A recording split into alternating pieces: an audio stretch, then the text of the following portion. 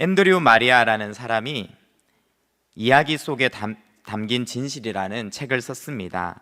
그 사람의 이야기에 이런 이야기가 나와 있어요. 어떤 사람이 천국에 도착했는데 수제자였던 베드로가 안내를 해주는 겁니다. 첫 번째 방은 매우 분주한 방이었는데 그곳을 보여줬어요. 그 방의 이름은 접수부였습니다. 사람들이 온갖 기도로 올라온 청원들을 접수하고 처리하느라 정신없이 바빴어요. 두 번째 방으로 갔습니다. 거기에도 엄청나게 많은 천사들이 바쁘게 일을 하고 있었는데 그것은 이제 포장 및 발송부였습니다. 기도에 대해서 응답하기 위해서 많은 천사들이 움직이고 있었죠. 그리고 많은 선물들이 가득가득 쌓여 있습니다.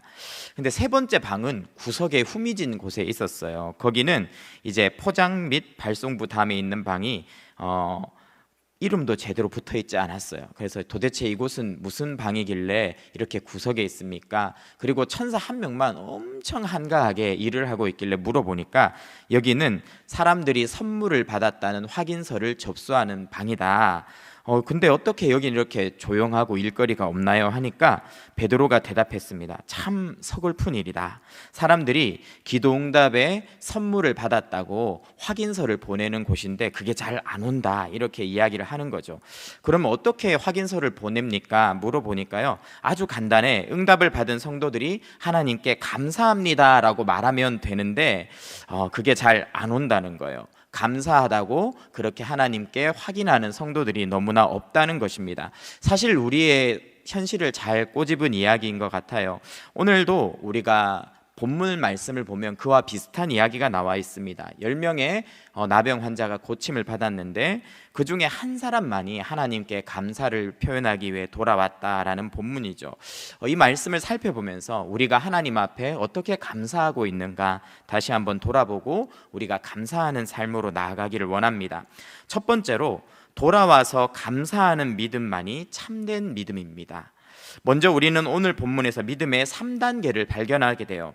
첫 번째 단계는 간구하는 믿음입니다. 13절 말씀 같이 읽어보겠습니다. 시작. 소리를 높여 이르되 예수 선생이여 우리를 불쌍히 여기소서 하거늘. 여기 보면 그들이 멀리 서서 지나가시는 주님한테 소리를 높여서 구원해 달라고 도와달라고 소리를 크게 부르짖습니다. 유대인과 사마리아는 원래 상종하지 않는데 하나가 되어서 부르짖는 거죠. 엄청난 고통 앞에서 경계가 다 허물어지고 한 마음으로 기도하는 상황으로 나아가는 거죠. 이 자체가 믿음은 분명합니다. 이렇게 나아갔을 때 두 번째 단계의 믿음, 순종하는 믿음에 이릅니다. 14절 읽어보겠습니다. 시작. 보시고 이르시되 가서 제사장들에게 너희 몸을 보이라 하셨더니 그들이 가다가 깨끗함을 받은지라. 네, 아직 낫지도 않았는데 주님이 가서 몸을 보이라고 하니까 순종해서 가는 거죠. 그러다가 치유하심을 경험했어요. 이것도 분명한 귀한 믿음입니다. 10명이 다 그런 믿음을 가지고 있었어요. 그런데 마지막 3단계의 믿음에서 9명과 1명이 차이가 나는 거죠. 3단계가 바로 돌아와서 감사하는 믿음이었어요. 15절 16절 말씀 읽어보겠습니다. 시작. 그 중에 한 사람이 자기가 낳은 것을 보고 큰 소리로 하나님께 영광을 돌리며 돌아와 예수의 발 아래에 엎드려 감사하니 그는 사마리아 사람이라. 10명의 환자들이 다 치유를 받았어요. 사상에 있던 피부가 깨끗해지고 삐뚤어졌던 코도 바로 돌아왔겠죠. 눈도 시력이 나빠졌다가 돌아오고 얼마나 기뻤겠어요. 환호하며 서로 얼싸안고 기뻐했을 것입니다. 그런데 그 중에 한 사람만이 자기가 낳은 것을 보고 큰 소리로 하나님께 영광을 돌렸다 이렇게 나오고 있습니다. 하나님을 기억한 사람은 한 사람뿐이었어요. 간구와 큰 감사의 소리로 하나님을 기억하며 발송부에 할 일을 접수부에 마지막 이제 확인하는 부서에 편지를 보낸 사람은 이 한 명의 나병 환자뿐이었다라고 이야기를 하는 거죠. 그런데 거기서 그친 것이 아니에요. 주님께로 돌아왔다 이렇게 나와 있습니다. 돌아와 예수의 발 앞에 엎드려 감사했다라고 되어 있어요. 감사를 표현한 것입니다. 단 한 명의 사마리아 사람만이 고쳐주신 은혜에 감사해서 주님께로 돌아온 것이죠. 주님은 묻습니다. 그 9은 도대체 어디 갔느냐? 17절 말씀 읽어보겠습니다. 시작. 예수께서 대답하여 이르시되 10사람이 다 깨끗함을 받지 아니하였느냐? 그 9은 어디 있느냐? 주님이 그들의 모습이 보이지 않는 것을 보고 안타까워하고 책망하시면서 도대체 그들이 어디 갔냐 이렇게 물어보시는 거죠. 그리고 감사와서 돌아온 그에게 특별한 말씀을 하십니다. 19절 읽어보겠습니다. 시작. 그에게 이르시되 일어나 가라 내 믿음이 너를 구원하였느니라 하시더라. 네, 무슨 말입니까? 네, 계속 읽겠습니다. 내 믿음이 너를 구원하였느니라. 네, 긴장이 돼가지고 감사하는 그 사람에게만 특별한 말씀을 해주시는데 내 믿음이 너를 구원했다 이렇게 말씀하시는 거죠. 사실 우리가 몸이 낫는 것보다 중요한 것이 죄 사함을 받는 것인데 그 하나님의 은혜가 이 한 사람에게만 제대로 작용을 했다라고 이야기를 하는 겁니다. 인간이 죄에 빠진 타락한 모습이 뭡니까? 로마서 1장 21절 말씀 읽어보겠습니다. 시작. 하나님을 알되 하나님을 영화롭게도 아니하며 감사하지도 아니하고. 무슨 말입니까? 하나님께 감사하지 않는 것이 죄인들의 강팍한 상태다라고 이야기를 하는데요. 주님께서 이들에게 거저 병이 다 낫는 은혜를 베풀어 주신 이유가 뭐냐 하면요, 이 강팍한 마음을 고쳐서 주님께 돌아와 구원받게 하기 위함이에요. 몸이 낫는 것이 궁극적인 목적이 아니었던 겁니다. 그런데 9명은 그것을 얻지 못하고 돌아온 이 한 명의 사마리아 사람만 그 은혜를 경험했다. 하나님께 영광 돌리고 감사했다. 즉 나머지 9명은 심령이 여전히 변화되지 않아서 이 구원의 은혜를 누리는 완성까지 가지 못했다라고 이야기를 하고 있는 겁니다. 사실 이 세상에는요, 감사하지 않는다고 벌하는 법은 없습니다. 하지만 탈무드에는 굉장히 중요한 명언이 있어요. 감사를 모르는 자를 벌하는 법을 하나님께서 만들지 않은 것은 감사할 줄 모르는 자는 이미 불행으로 벌하셨기 때문이다. 이 감사하지 않으면 여전히 강팍하기 때문에 불행할 수밖에 없는 그 덫에 빠져 있다라고 탈무드가 이야기를 하는 것입니다. 일본의 우찌무라 간조라는 분이 이런 말을 했어요.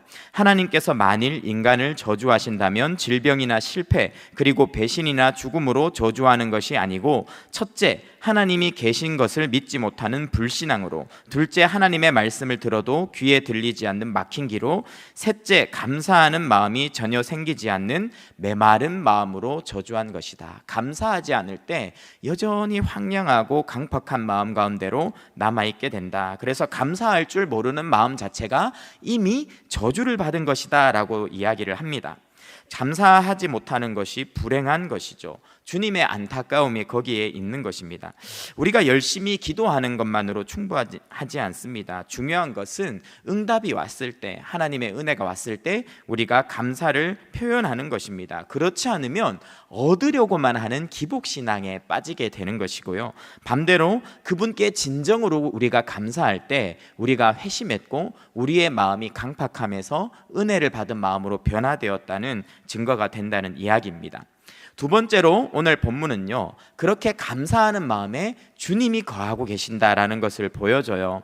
감사하는 한 사람과 감사하지 않는 9사람의 차이가 너무나 큽니다. 병은 다 나았는데 한 사람만이 구원을 받았다고 하시고요. 그렇게 병도 낫고 영적으로 구원받은 사람이 받는 은혜, 그 차이가 뭔가?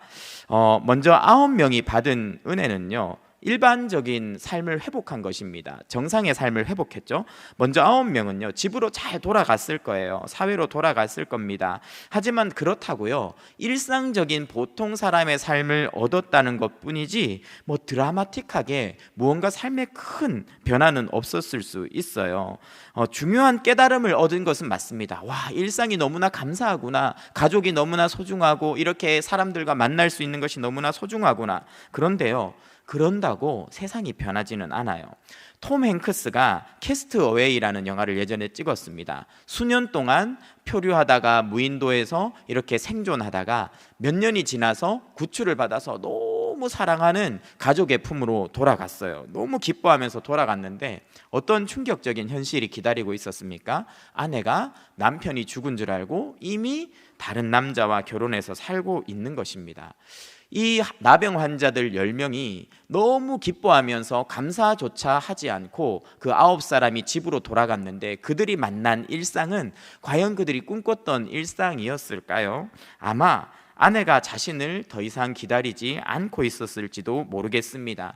그리고 남편이 없는 집안은 경제적으로 완전히 무너져서 쑥대밭이 되어 있었을 거고, 아이들은 가출하거나 또는 빚을 갚지 못해서 노예로 팔려갔을 수 있어요. 일할 수 있는 일자리는 있었을까요? 우리가 그렇게 많은 응답을 누리고 그렇게 정말 하나님 앞에 일상이 소중하구나 이런 것을 깨닫고 돌아간다고 해서 당장 우리의 일상이 변화되는 것은 아닙니다.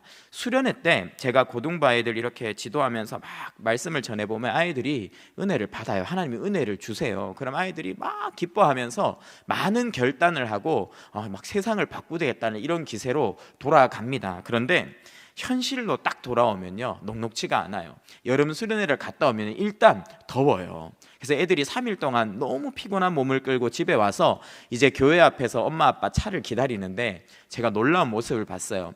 엄마가 한 분이 좀 늦게 온 거예요. 그러니까 얘가 3일 동안 받은 은혜는 간대였고, 엄마 왜 이렇게 늦게 왔어? 하면서 소리를 팍 지르는 거예요. 그리고 가가지고 문 쾅 닫고 가는 거예요.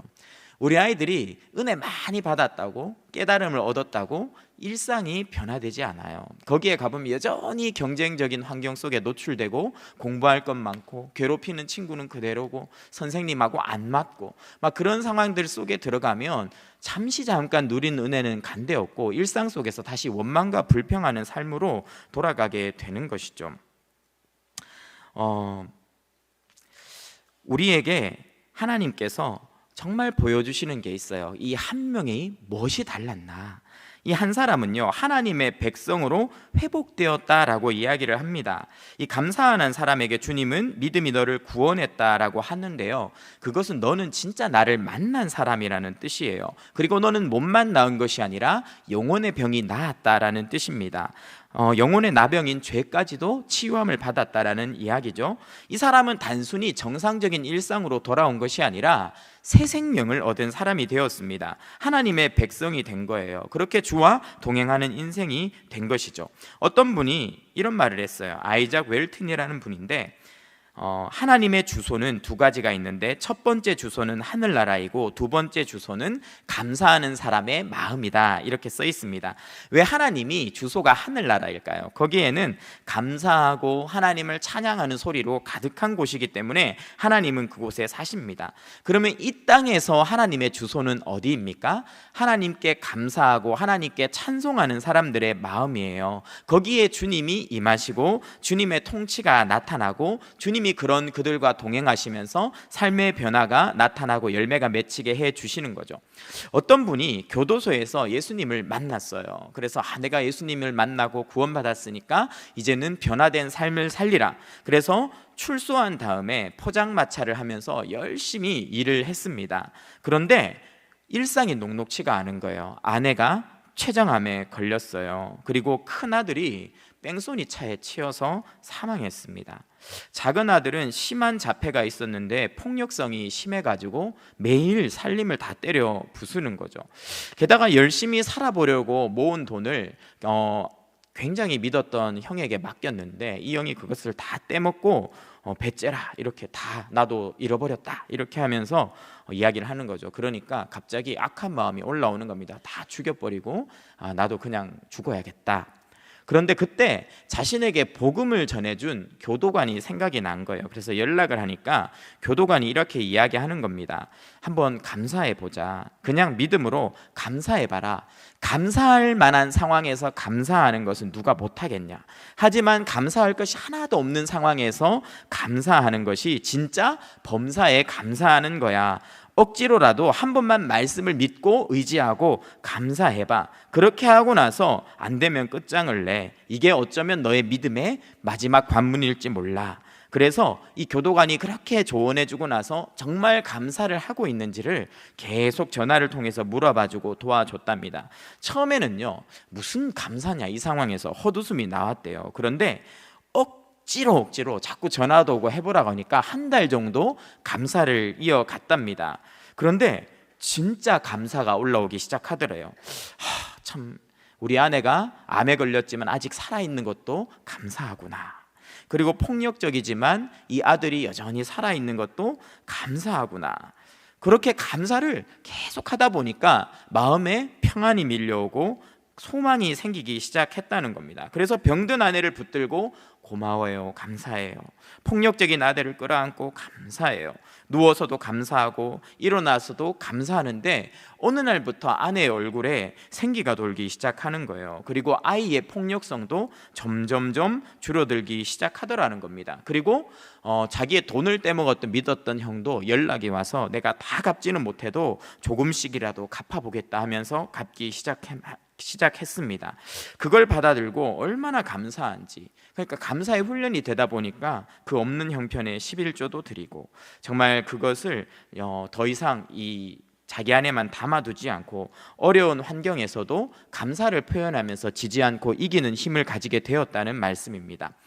이것이 정말로 감사로 주님과 동행하는 사람의 축복이에요. 감사는 주님을 내 마음의 주소로 초청하는 일입니다. 그렇게 감사로 주님을 초청할 때 그분의 임재가 나타나고 예수님의 통치가 시작되는 거죠. 주님은 그렇게 감사하는 사람을 회복시켜 주십니다. 찰스 스펄전은요, 별빛에 감사하는 자에게 하나님은 달빛을 주시고, 달빛에 감사하는 자에게 햇빛을 주시고, 햇빛에 감사하는 자에게는 영원히 지지 않는 주님의 은혜를 주신다라고 했습니다. 이 사마리아인은요, 감사함으로 아마 그 돌아갔던 10명 이상으로 엄청나게 큰 은혜를 누렸을 거예요. 아마 주님이 예비하신 특별한 축복을 누리면서 초대교회의 일꾼으로 쓰임받으며 살지 않았을까, 이런 생각이 듭니다. 세 번째입니다. 감사의 마음은요, 길러야 자랍니다. 감사의 마음은 길러야 자랍니다. 카네기가 이런 말을 했어요. 배은망덕은 들풀과 같아서 가만히 두어도 자라나지만 감사는 장미와 같아서 계속 길러야 자라난다. 원망과 불평은 교육을 안 해도 누구나 잘합니다. 그런데 감사는 저절로 자라지 않아요. 그러면 어떻게 우리가 감사의 마음을 길러갈 수가 있을까요? 첫 번째로 당연하게 여겨온 것을 소중히 여기고 감사해야 합니다. 왜 10명 중 1명만, 그것도 사마리아인만 감사를 하면서 유대인 9명은 참 감사를 하지 않았을까요?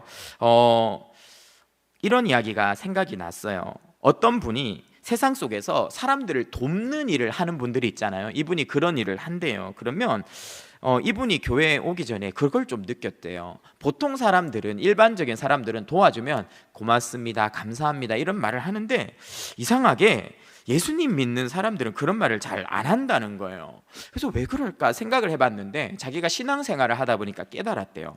아, 교회 다니는 사람들은 은혜에 익숙하구나. 우리가요, 옆집 애들 조금만 도와줘도 옆집 애들은 고맙습니다, 감사합니다 이야기를 해요. 그런데 우리 집 애들은요, 엄청 도와줘도 당연하게 생각을 합니다. 그게 왜 그러냐 하면요, 익숙해진 거예요. 부모가 베풀어지는 선의, 부모가 베풀어 주시는 돌봄, 사랑에 익숙해지니까 그냥 당연하게 생각하는 거죠.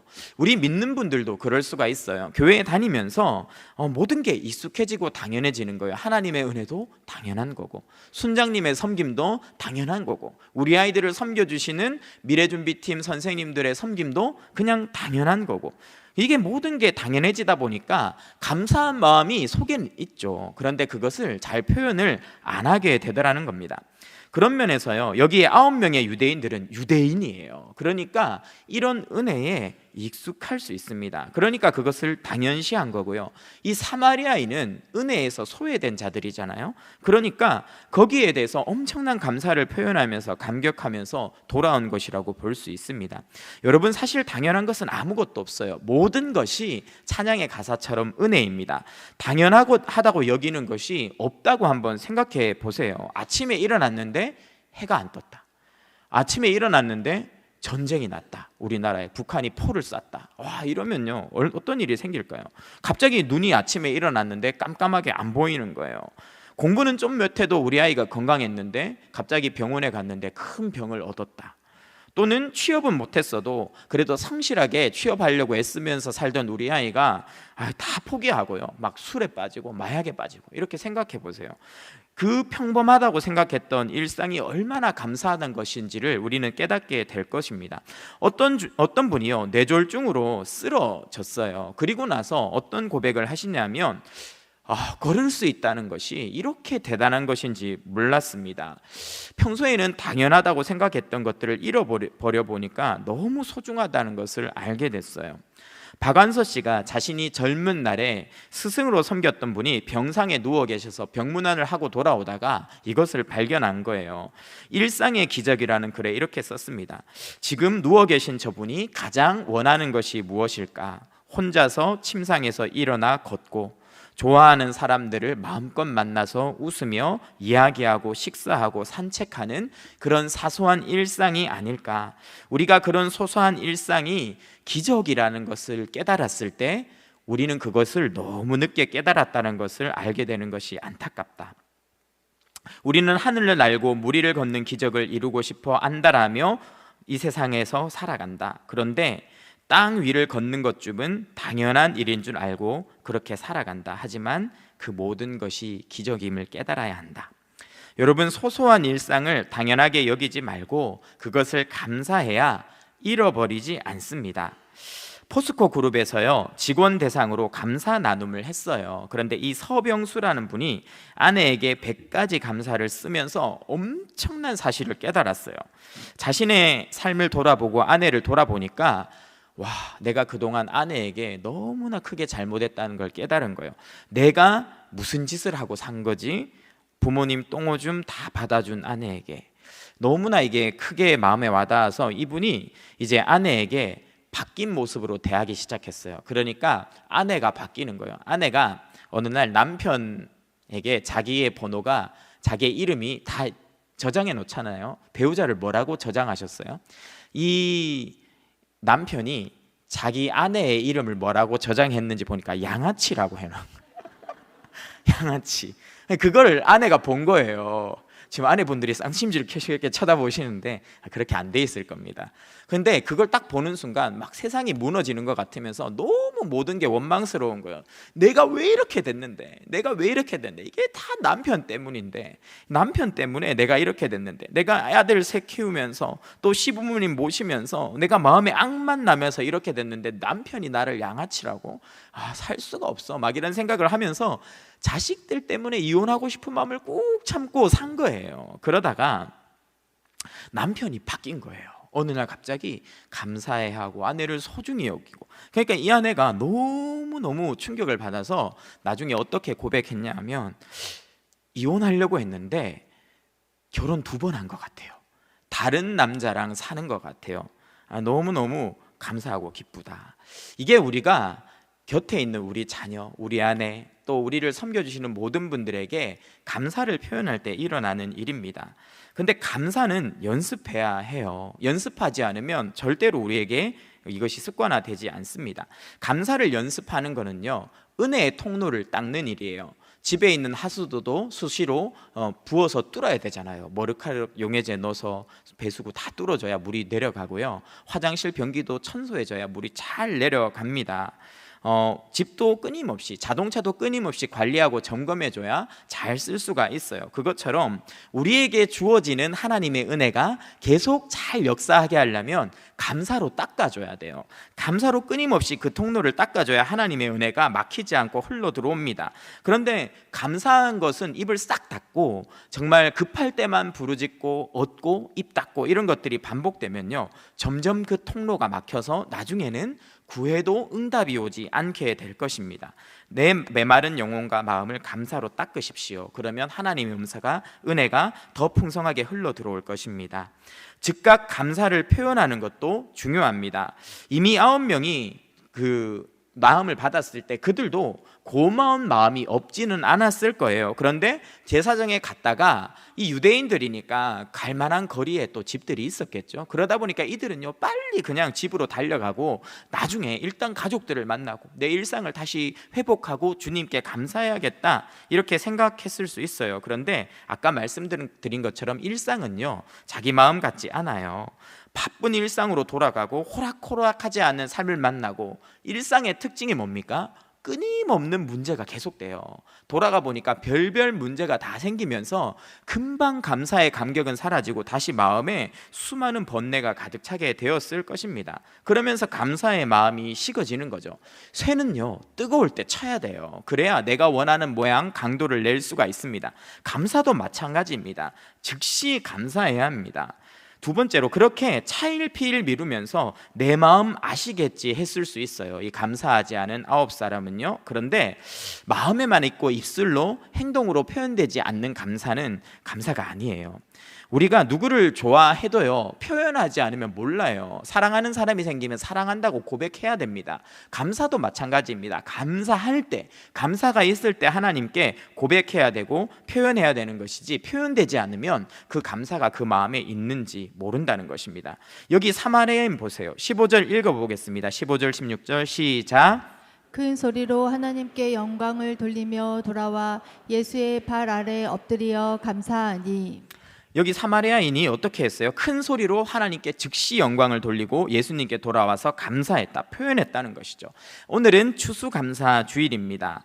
주님, 제 마음 아시죠? 제가 주님께 얼마나 감사한지 아시죠? 하고 지금 예배 안 오시고 단풍 구경을 가셨다면 그것은 감사가 제대로 표현되지 않은 것이죠. 진짜 감사가 없는 것일 수 있습니다. 우리의 물질이 있는 곳에 우리의 마음이 있는 것이고, 우리의 행동이 가는 곳에 우리의 마음이 있는 것입니다. 우리의 마음에 감사가 어떻게 그냥 집처럼 딱 자리를 잡고 있는 게 아니에요. 그것이 실제로 나타내고 표현될 때, 나의 말과 행동과 의지와 모든 것을 통해서 표현될 때 감사가 실존하는 것입니다. 그러므로 실제로 감사하지 않는다면 우리는 감사하지 않는 것이고, 그것이 진짜 우리의 마음에 있는 게 아니에요. 입술로 원망하고 불평하면 마음에 감사가 없는 것이고, 입술로 찬양하고 글로 써서 표현할 때 그 감사의 마음이 작용하는 것입니다. 우리도 주님 앞에 부탁할 때는요, 다 제껴놓고 새벽 기도 와서라도 기도하고 부르짖는데, 정작 응답에 대한 감사는 차일피일 미룬다면요, 그 감사는 사라집니다. 그렇게 하지 마시고 즉시 감사를 표현하시고, 마지막 세 번째로 감사를 연습해라. 성경은 계속 이야기를 하고 있어요.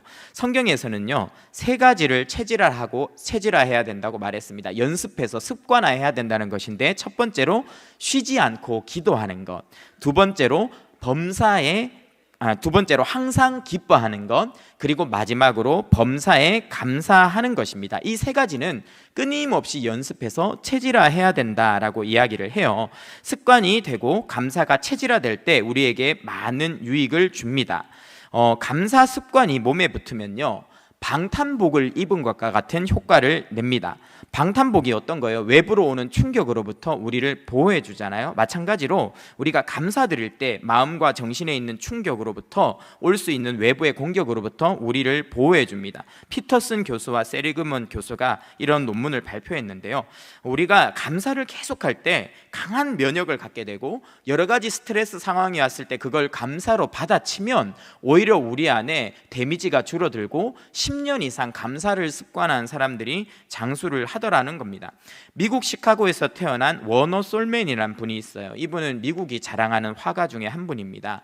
이분이 그린 그림이 앞에 나와 있는 그림이에요. 여러분, 이 이미지 인터넷에서 예수님 치시면 많이들 보셨을 그림인데요, 이분이 헤드 오브 크라이스트라는 예수님의 초상화를 그린 분이에요. 이분이 그린 이 그림책이요, 한 500만 부 이상 인쇄되면서 오늘 세계도 많이 알려졌는데, 이분이 이 그림을 그리게 된 동기가 있어요.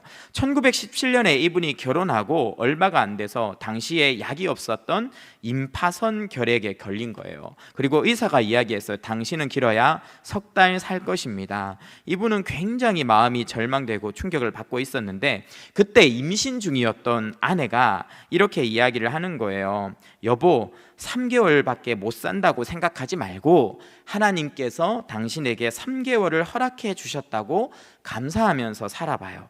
우리 아무도 원망하지 말아요. 3개월이라는 천금 같은 기간을 가장 아름답게 만들어 봐요. 3개월이나 되는 기간을 살게 하신 하나님께 감사해 봅시다. 임신한 아내가 그렇게 이야기하는 거예요. 얼마나 아내한테 미안했겠는데 아내가 이렇게 오히려 위로를 해주는 겁니다. 그래서 아내의 말이 마음에 너무 남아서 곰곰하게 생각하다가 더 이상 원망하고 불평하느라 내 남은 3개월을 낭비하지 말자, 오직 감사하면서 살아보자. 그래서 계속 감사하면서 이게 내 인생의 마지막 그림이다라는 생각으로 그린 그림이 바로 아까 그렸던 그 예수님의 이제 얼굴 그림입니다. 그리고 나서 3개월이 지났는데 이제 죽을 때가 됐구나 생각했는데 점점 건강해지는 거예요. 몸이 회복되는 거예요. 그래서 이상해서 병원을 갔더니만 의사가 너무 깜짝 놀란 거예요.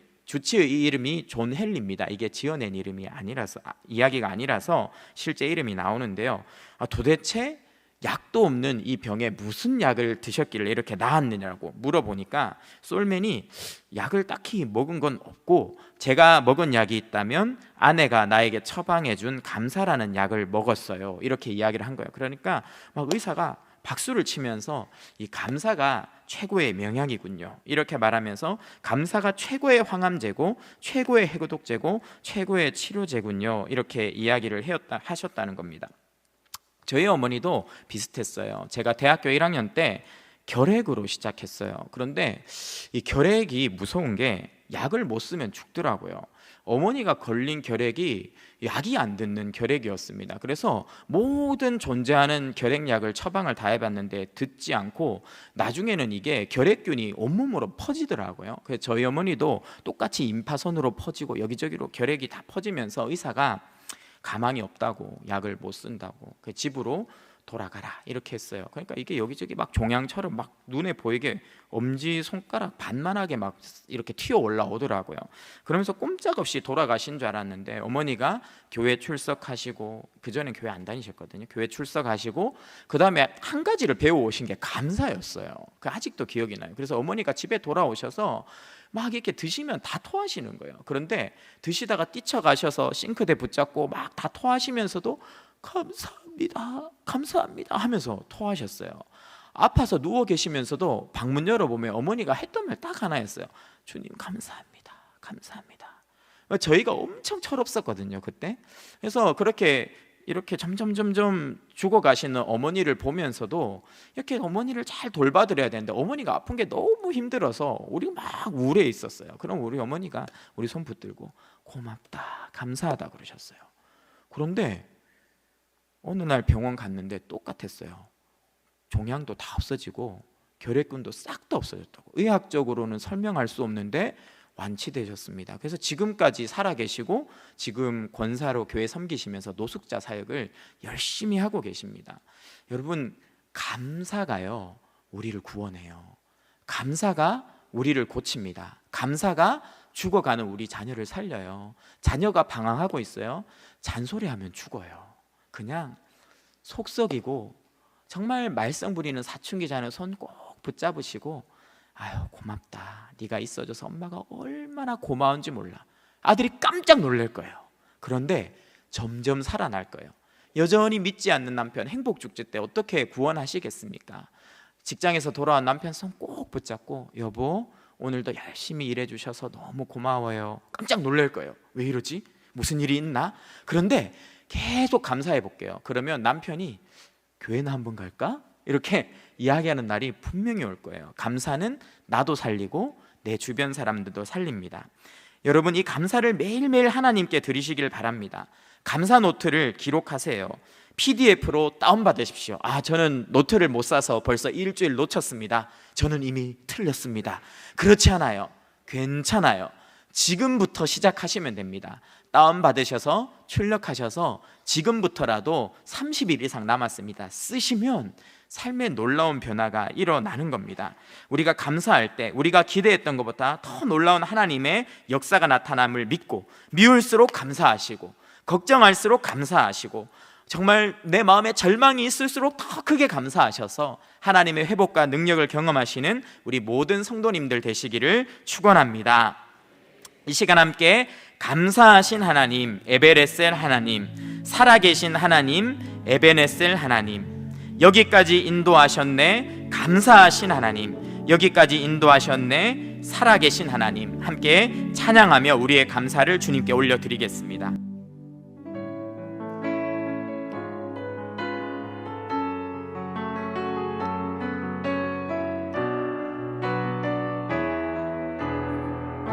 감사하신 하나님, 감사하신 하나님, 에베네셀 하나님, 에베네셀 하나님, 살아계신 하나님, 에베네셀 하나님, 여기까지 인도하셨네 여기까지 인도하셨네. 감사하신 하나님, 여기까지 인도하셨네. 살아계신 하나님, 감사하신 하나님, 감사하신 하나님, 에베네셀의 하나님이십니다. 에베네셀의 살아계신 하나님, 살아계신 하나님, 에베네셀 하나님, 에베네셀 처음부터 한 번 더 찬양하겠습니다. 감사하신 하나님, 감사하신 하나님, 에베네셀 하나님, 살아계신 하나님, 에베네셀 하나님, 장래에도 인도하시리. 감사하신 하나님, 장래에도 인도하시리. 장래에도 인도하시리. 살아계신 하나님, 감사하신 하나님, 에베네셀 하나님,